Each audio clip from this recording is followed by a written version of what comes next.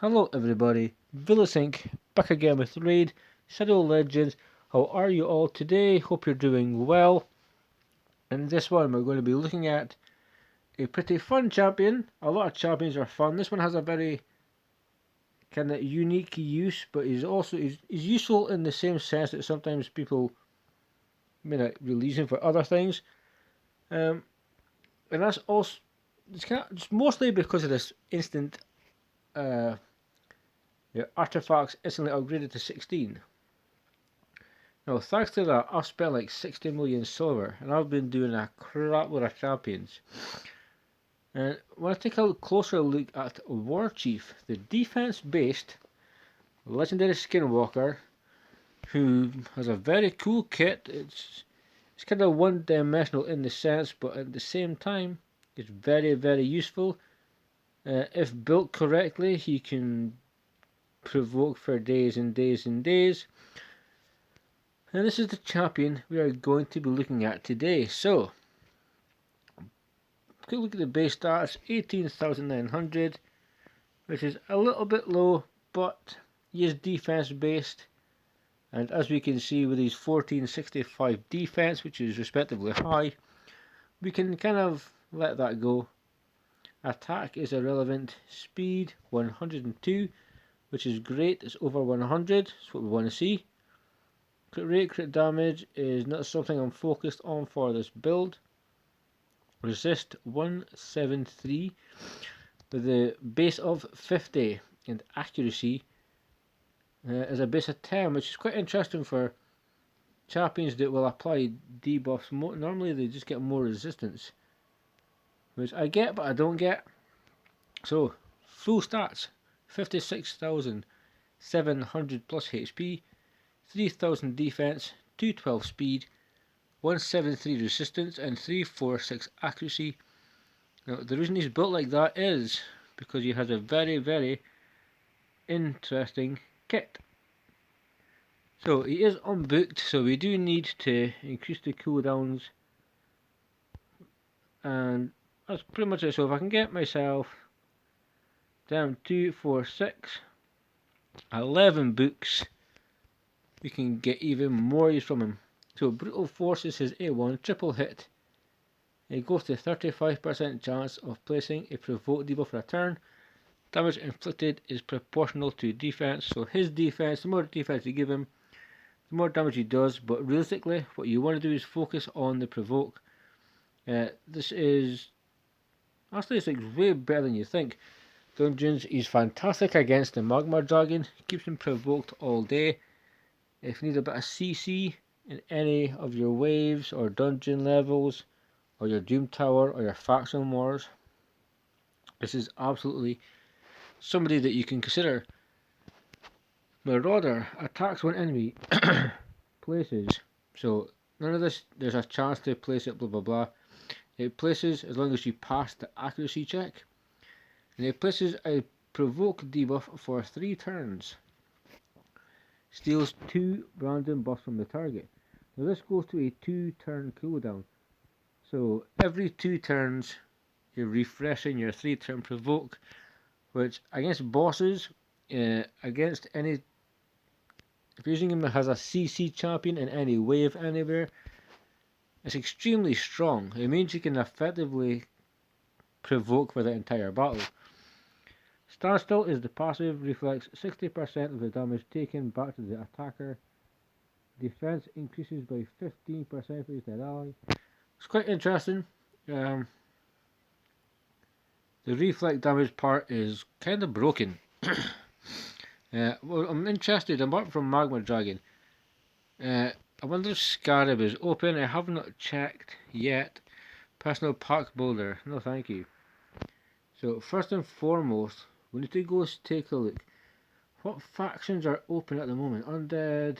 So not the one I'm looking for. So what if we? So we need to go. We can go. I think we'll go hard Doom Tower. We normally do Dragon or Ice Golem and all this type of thing, but realistically, we want to just show off his provoking ability. and kind of how good he is at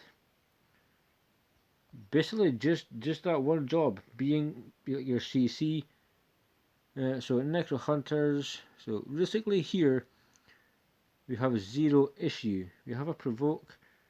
What we're going to do is we'll just take in him. I'll do like the Dragon Dude. He's a very fun champion. Can we take anybody else? So we don't need a Provoke champion. We need a decreased defense, so we would like to take Ghostborn. So got a revive, got a little bit of CC with a Provoke. So let's see who else can we'll put in. We'll put in Drexstar. I think what I want to do, I mean, I could put in Syl for the single person revive, but she may overpower the stun. So what we'll do is we'll just put in Ninja for the hell of it. So let's just see, can I get an idea of just the power of this provoking? And if you get it 3 turns, then you get the cooldown to 2 turns. You can then put him in Relentless and it could be 1 turn. You could then proc a Mastery. You could basically be A2ing constantly. So we're going to give some turn meter here. The annoying one to look out for is here is definitely Steel Skull. Galcut is just annoying as hell with bombs. So we will get a bit of freeze. So this is Marauder. It will steal 2 random buffs from the target and it will go on for 3 turns. So let's just, he is frozen, but we're going to just hit him anyway.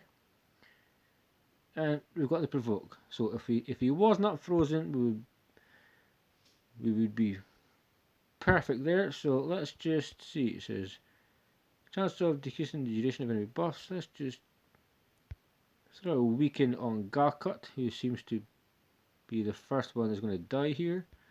Let's see if we can put on a heal reduction, which I would like to use, especially with Steel Skull. It's super annoying at times. Let's go A2 with Arbiter. So we have place a Provoke. Let's see, so if we can we place a Provoke on him? Yep. So now we're not getting any heals, which is fantastic. The cleanse and all this type of thing from Steel Skull is ridiculously strong. So he's provoked. When he takes a turn, he will get attacked like so because he's taking poison damage. Let's take a look. So let's give some turn meter here, and let's go there. Then we're going to auto the 3rd wave, and hopefully, so Gerhard. So let's just hit Necro Hunter. Screw it. And we want to, who has the most turn meter? He does. Okay, strong affinity. We're not able to get it on the A1. And we'll just hit Necro Hunter again. It makes no difference. And we'll just hit Necro Hunter again. This is probably the only time I've ever seen Necro Hunter. Do whatever you want because I'm going to revive. Makes 0 bloody difference. We're also going to get a heal. We're also going to slap your asses with decreased defense. And we're going to do this like so. He is the one that I need to provoke to make sure all damage goes to Warchief. Again, if you build him correctly, he can be a stupidly strong tank. If you give him the accuracy, then obviously it's just HP, but no defense obviously, speed, accuracy, that's all you're looking for. And then you have a really, really good champion that in all fairness sometimes just doesn't get enough respect at times, you know. So we're gonna screw it, we're going to revive the whole, no we're not. I thought we were, so let's just do the A2. We are going to try and provoke this dude here because Tomb Lord is frozen.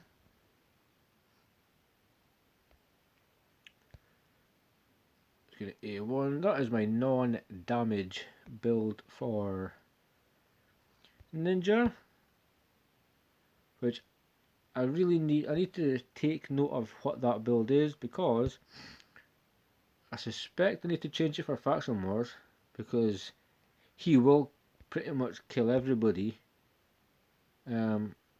So I might have to change it up. I really don't want to, but I could always change it up and then afterwards put the build back on.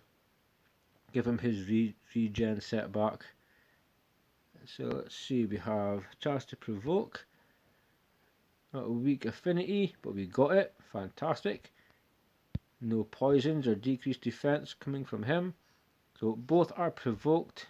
Nobody else is in danger here. I'm going to go A2. I'm going to keep the freeze for the start of the third round. I'm going to throw a weaken onto Tomb Lord. Again, Tomb Lord, a good champion. I'd love to have him. Standstill passive. 60% damage back to the attacker. Hey, cannot complain at that. So let's just take A2. And we're just going to kill him. And then we should have cooldowns realistically ready for wave 3. And let's see how much provoking we're going to get to do. So no real threat here, in all fairness, apart from maybe Lugan, but nothing realistically nothing too scary. So let's just slap off some freezes. We need to try and provoke this champ here. We then need to throw on some poisons. We then need to go to the A2. Let's go auto and see how Warchief gets on. A super fun champion. Again, we don't have Magma Dragon. That could be floor 30 on normal, so we'll have to see. I know it's the Dark Fae rotation, but that would be a fantastic champion to take him in to look at against. So Warchief, fantastic provoke, nice CC. That kind of sums it up. As I could take it to Dragon. We could go into. I mean, we could go into. Well, we just do a quick run. I was using. What is the Dragon team on 20? Let's quickly see what it is then. So the Dragon team on 20 that does damage. It's not that one, although that's kind of like a fun little team. So let's get rid of UU. We are going to take we're going to take him for about CC. We will need somebody else. So what we can do is, who else heals and stuff? Who would be good? Syl would be good for more CC in case we needed it. I don't want to rely heavily on anybody else. We could, I mean, potentially we could just throw in Ninja again.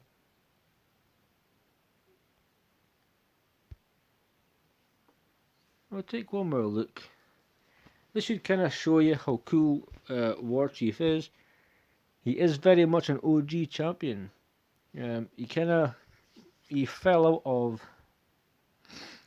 everybody's radar for a bit, but with certain Doom Tower bosses, he has just jumped right back up again. If you can provoke Magma Dragon, he's even on hard difficulty. It is by far the easiest boss you are going to ever take on. By far the easiest one. So let's watch this. As effectively, we're just going to melt people down with poison. try to throw up a couple of provokes, which he isn't doing well so far. We've got one provoke, we've got some HP burn, heal reduction, which is not the worst, decrease attack, which we'll take. I will take provoke on the $50 champion. Warchief also strong affinity, which will work in his favour, so he'll be getting potentially all crits, or a lot more crits, and the people that hit him have a higher chance of doing a weak hit. So freeze, I'm going to slap Apothecary in a minute, yep.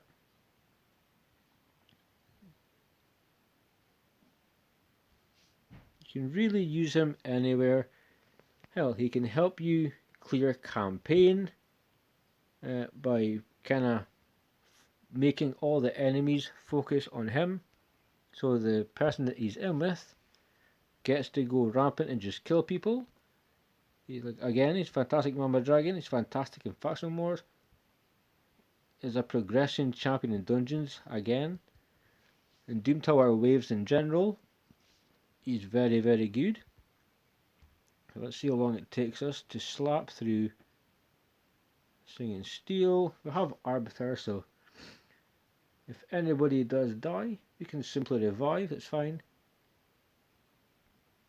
And let's see, so the CC is there, you know. He has a very one-dimensional kit, but it's based around a certain debuff. And there's only, I can't name any this very second, but I believe there's only a few. I mean, you have certain people that are focused on poisons and extending debuffs. You have like Gaius, who is kind of like your a specialist type champion. Well, he just falls into the same bracket as Warchief. He's just a specialist. He has a very niche use, but in no way is he a bad champion. He's a very good champion, a very strong champion. What a ridiculous heal by Apothecary. It's a stupidly big heal. And 3 minutes in, come on, take a turn so the poisons can kill you. Come on, take a turn so you can drop dead.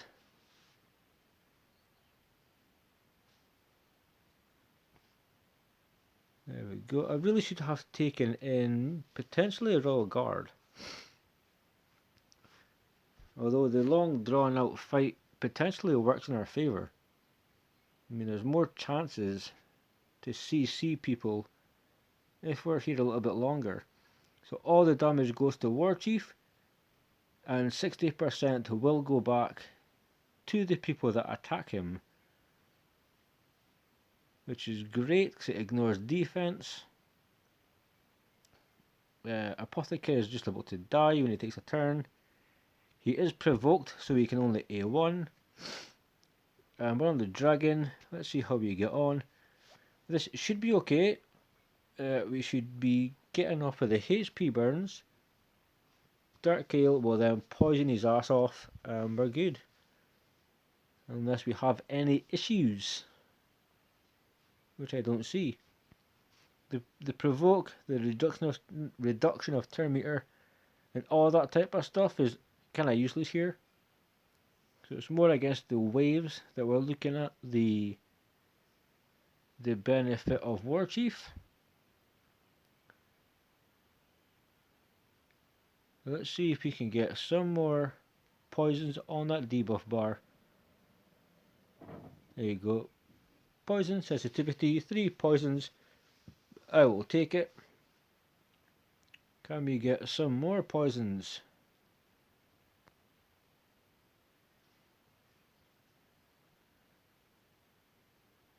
That'll do. Nice chunk of HP taken off. So we need Kale to throw on a couple of poisons. We have decreased defense, that's perfect.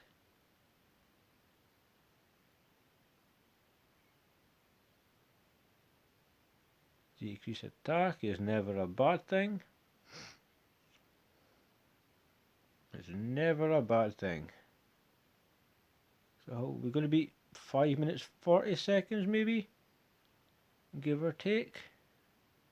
Poisons should be enough. Ooh, so close. And there you have it, Ghostborn with the slap, kicking ass. And that would have been way more difficult if there was no Warchief. So I was going to do it for this one. He was a very unique champion, and he still is. Again, thanks to this instant artifact upgrade, it's enabled me to max so many champions that potentially I would not have maxed otherwise, or I would not have maxed at this point. But you know, you can't know how it is. It's new, it's shiny. You want to get things to 16, so you start pressing buttons, and things happen. That's Warchief, the provoking specialist. Pretty much can go into any part of the game. You're never going to get a bad use from Warchief. You can keep him on his A1, you can put him in Relentless, Reflex, give him Master Raise. The quicker you get him, the more the A2 comes back around again, which means you'll be stealing lots of buffs. Again, not a bad thing. So, stick in the comments what you think of Warchief, the builds you've used for him, or the build that you have for him, where you use him. Information is always welcome, guys. Stay safe, keep on reading. I'll see you soon.